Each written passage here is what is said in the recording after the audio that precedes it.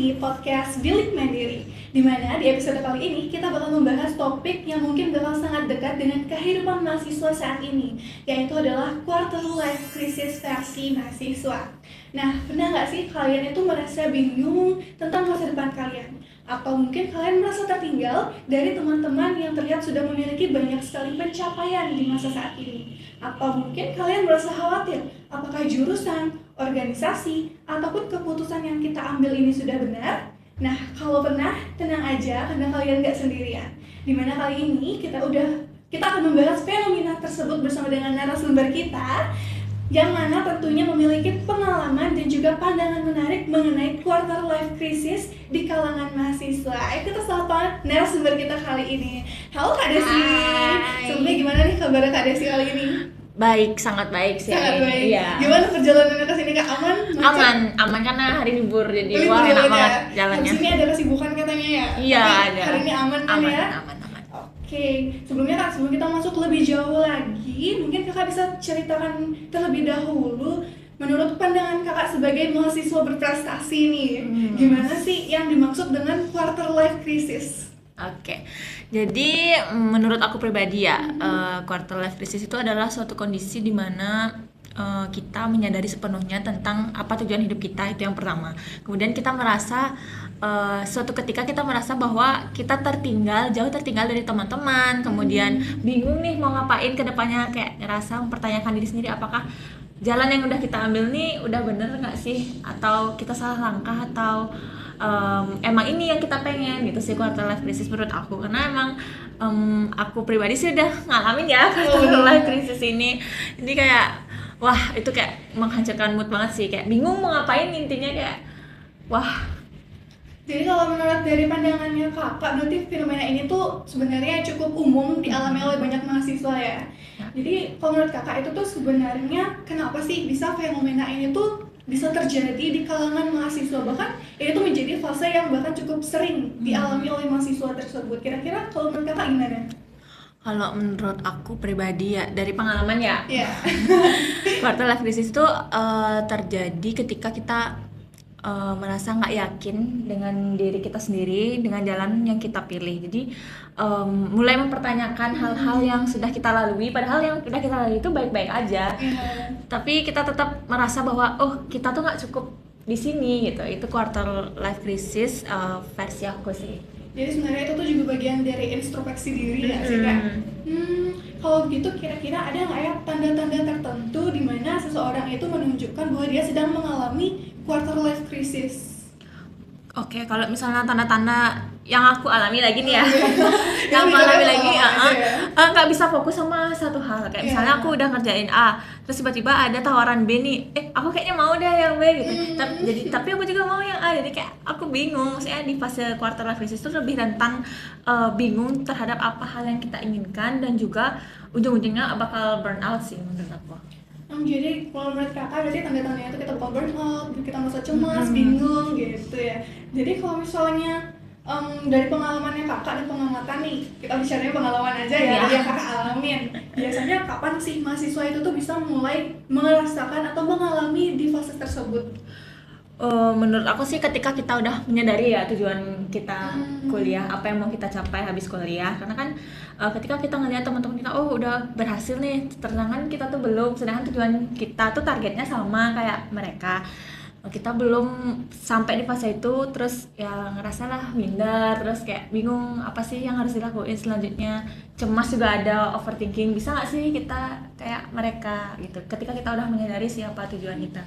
Bener banget sih, karena banyak banget mahasiswa yang kadang masuk kuliah tuh cuma masuk aja tapi belum menyadari gimana sih tujuan mereka sebenarnya masuk di fase tersebut. Tapi kadang-kala ketika melihat banyak sekali rekan-rekan atau teman-teman yang udah melaju lebih jauh, mereka tuh terasa terpressure, wah kok mereka udah jauh, ternyata kita masih tertinggal di belakangnya. Baru mereka menyadari tujuan mereka dari masuk kuliah ini. Kalau misalnya menurut kakak nih, dari banyaknya mahasiswa yang merasa cemas melihat pencapaian teman-temannya di media sosial, kalau menurut kakak, seberapa besar sih pengaruh dari media sosial tersebut terhadap quarter life crisis ini?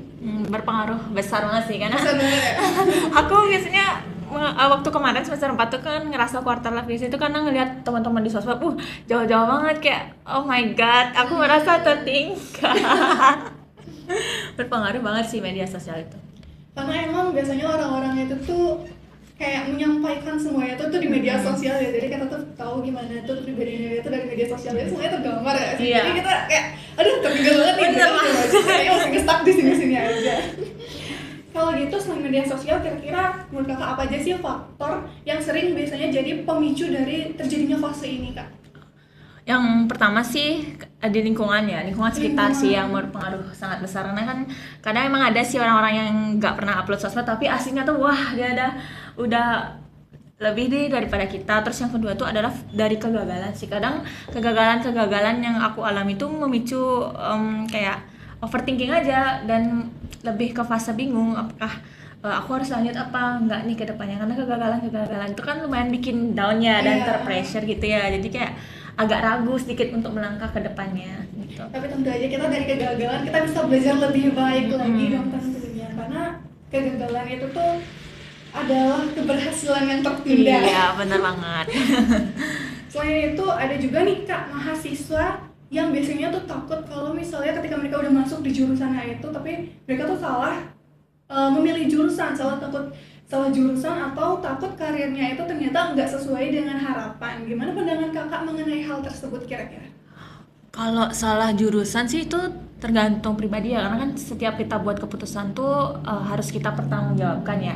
Jadi kalau misalnya aku lihat nih juga di teman-teman sekelasku ada kok yang beberapa salah jurusan, cuman mereka tuh tetap berusaha untuk mengikuti dan juga berusaha menampilkan terbaik, karena setelah aku tanya-tanya ya mereka intinya tidak mau mengecewakan orang tua. Mungkin itu salah satu motivasi ya buat teman-teman semua, ketika kita udah dikuliahin nih sama orang tua kita nggak boleh mengecewakan dan harus menunjukkan yang terbaik, itu sih.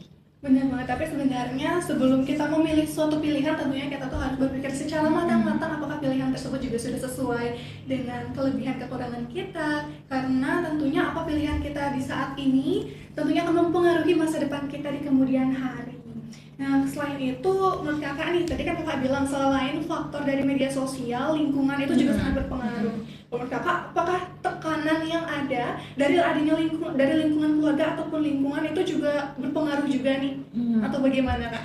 Kalau dari keluarga sih nggak ada yang menekan untuk aku harus jadi apa dan segala macam. Cuman di lingkungan sosial lebih dari ke pertemanan itu sih yang bukan mereka yang menekan tapi aku yang merasa tertekan karena melihat pencapaian yang luar biasa dari teman-teman aku. Kan aku punya beberapa teman yang kuliah di luar Bali dan juga ada juga yang kerja di luar negeri, kayak oh my god mereka udah sampai di fase ini, aku bisa nggak ya kira-kira kayak gitu. Lebih ke situ aja sih pikirannya. Jadi kita tuh kayak pengen banget ngejar mereka ya sebenarnya. Iya, benar banget. Tapi sebenarnya melihat mereka maju tentunya itu tuh menjadi dorongan bagi kita biar kita tuh bisa ikut maju menjadi pribadi yang lebih baik, mengejar masa depan yang tentunya lebih baik lagi. Nah, kalau boleh tahu kira-kira apakah IPK yang tinggi itu menurut kakak bisa benar-benar menjamin adanya kesuksesan setelah kita lulus? Enggak juga sih. Karena IPK sama keterampilan tuh emang harus berjalan beriringan sih, karena kan IPK tuh cuma istilahnya nilai di atas kertas. Cuman emang sih untuk mencapai nilai di atas kertas itu perlu usaha juga, tapi harus diiringi juga sama keterampilan. Karena kan ini aku cerita sedikit ya, dulu kan aku pernah PKL kan. Nah, di tempat PKL aku tuh dulu sempat ada orang yang mau nyari kerja. Nah, IPK-nya tuh tinggi tapi dia nggak bisa jawab soal yang dikasih sama atasanku. Jadinya kayak rugi juga sih IPK tinggi kalau misalnya kita nggak paham sama apa yang udah kita pelajari selama kuliah. Keterampilan itu penting. Jadi menurut kakak orang yang mungkin memiliki IPK yang tidak terlalu tinggi itu tentunya masih bisa ya Kak? Bisa, karena orang-orang tuh juga ngelihat gimana daya juang kita dalam menghadapi sesuatu, bukan dari IPK aja. Oke. Menurut kakak nih, misalkan ketika seseorang mengalami quarter life crisis, kira-kira apa sih dampak yang bakal muncul terhadap kesehatan mental maupun dalam kegiatan menjalani aktivitas sehari-hari? Kalau menurut aku sih ini dari pengalaman pribadi lagi ya. Dulu moodnya berantakan sih, kayak marah-marah, terus kadang nggak fokus juga ngerjain sesuatu, burn out, terus kayak merasa capek dan nggak ngerti juga sih sama perasaan sendiri, capek, stres, terus kayak marah-marah, sedih juga ada, kadang nangis, kayak wah itu benar-benar fase yang berat sih buat dilewatin. Banget. Sebenarnya dari dampak yang muncul itu tuh tentunya bisa mengganggu kita juga ya Kak ya. Itu juga bisa mempengaruhi kita dalam menjalani aktivitas Iya. banget nggak sih? Menurut Benar. Kakak itu mengganggu banget gak? Mengganggu sih. Mengganggu ya? Nggak bisa fokus kerjain Iya. sesuatu. Kalau gitu menurut Kakak gimana caranya bedain antara burnout atau menghadapi rasa lelah itu? Kalau misalnya capek biasa sih, kalau aku bawa tidur atau scroll TikTok tuh udah mau hilang. Nanti nextnya aku udah bisa ngerjain sesuatu. Kalau burnout tuh bener-bener kayak misalnya aku di depan laptop nih ngerjain sesuatu, aduh kepikirannya lain, kayak bener-bener nggak bisa fokus. Itu sih burnout. Sama lebih rentan ke distract lah istilahnya. Berarti kita tuh bakal lebih ke distract ya. Oke. Nah, kira-kira kalau misalnya kita merasa kehilangan arah nih, atau kita kehilangan motivasi, menurut Kakak apa langkah kecil yang mungkin bisa dilakukan oleh mahasiswa agar kita ini bisa bangkit kembali dalam fase tersebut? Kalau menurut aku sih coba main keluar, karena Main kan keluar. jalan-jalan tuh kadang bikin kita melihat bagaimana dunia itu bekerja, bisa melihat orang-orang yang lalu lalang, terus orang-orang yang lagi semua orang lagi berjuang lah sama hidupnya sendiri. Jadi kita bisa mencontoh itu bahwa kita harus bersyukur dan menjalani apa yang udah kita pilih dengan bertanggung jawab, karena orang-orang lain tuh belum tentu bisa ada di posisi kita. Gitu sih. Memang kadang kalau misalnya kita keluar, kita bisa membuka pandangan baru. Ternyata gini loh dunia luar. Ternyata ada orang-orang yang mungkin punya kesulitan yang lebih dari kita, tapi mereka bisa menjalani tersebut dengan baik. Tentunya kita juga pasti bisa lebih baik lagi. Gitu. Bener banget. Nah, ketika kita sudah bangkit, menurut Kakak apa yang menjadi peranan yang paling penting? Apakah itu teman, keluarga, atau mungkin support sistemnya? Bagaimana Kak? Karena aku orangnya jarang cerita ya, maksudnya ke teman-teman tuh jarang cerita. Jadi menurutku lebih penting support keluarga dan juga pasangan, karena aku seringnya ceritakan sama pasanganku aja. Jadi ya supportnya dia tuh penting sih, karena kan kalau misalnya abis ngerasa capek dan burnout tuh otomatis kan kita bakalan ngerasa bingung nih mau ngapain. Jadi peran pasangan sebagai teman dan sahabat terdekat kita itu penting banget untuk ingetin kita hal sekecil kayak jangan lupa makan ya, jangan lupa istirahat ya, gitu. Itu penting sih menurutku. Karena jujur aja kadang dari pasangan itu bisa lebih ngerti ya Kak, karena kadang kala yang sepantaran itu bisa lebih ngerti apa yang kita hadapi, karena kan sama-sama menghadapi masa tersebut. Nah, kalau boleh jujur nih Kak, apa sih ketakutan terbesar yang paling sering dirasakan oleh Kakak sendiri atau mungkin dari mahasiswa tentang masa depan? Ya, kalau misalnya dari aku sih takut nggak bisa menuhin ekspektasi orang-orang ya. Itu sih ketakutan terbesarku, makanya aku harus berusaha dan belajar terus supaya nggak mengecewakan orang-orang yang udah percaya sama aku gitu. Terus kalau misalnya dari sisi mahasiswa lain, aku sempat tanya ke teman-temanku apa sih yang menjadi ketakutan terbesar mereka. Mereka lebih takut itu sama hasil yang mereka hadapi daripada prosesnya. Jadi mereka lebih takut gagal duluan daripada mereka jalanin aja dulu gitu sih. Kalau gitu menurut Kakak gimana caranya biar kita mengatasi hal tersebut? Dan apakah quarter life crisis ini adalah sesuatu yang harus ditakuti atau justru itu bagian dari proses kedewasaan kita? Kalau untuk mengatasi kegagalan, yang pertama maksudnya untuk takut gagal, percaya aja sih sama proses ya menurut, karena sebuah proses yang baik itu pasti akan membuahkan hasil yang memang apa yang menjadi yang sudah kita lakukan selama proses. Jadi benerin aja dulu prosesnya, masalah berhasil atau gagalnya itu nanti urusan belakangan. Kalau gagal berarti evaluasi lagi supaya bisa jadi berhasil gitu kan. Nah, kalau misalnya tentang quarter life crisis itu bukan suatu hal yang menakutkan sih, cuman lebih ke melatih gimana kita menghadapi dan membuat keputusan untuk gimana masa depan kita ke depannya. Itu sih. Oke, dan mungkin nih Kak, jika ada mahasiswa yang saat ini itu merasa gagal, merasa tertinggal, atau bahkan merasa hidupnya itu tidak sesuai dengan rencana, apa mungkin Kakak memiliki pesan nih yang ingin disampaikan sama mereka?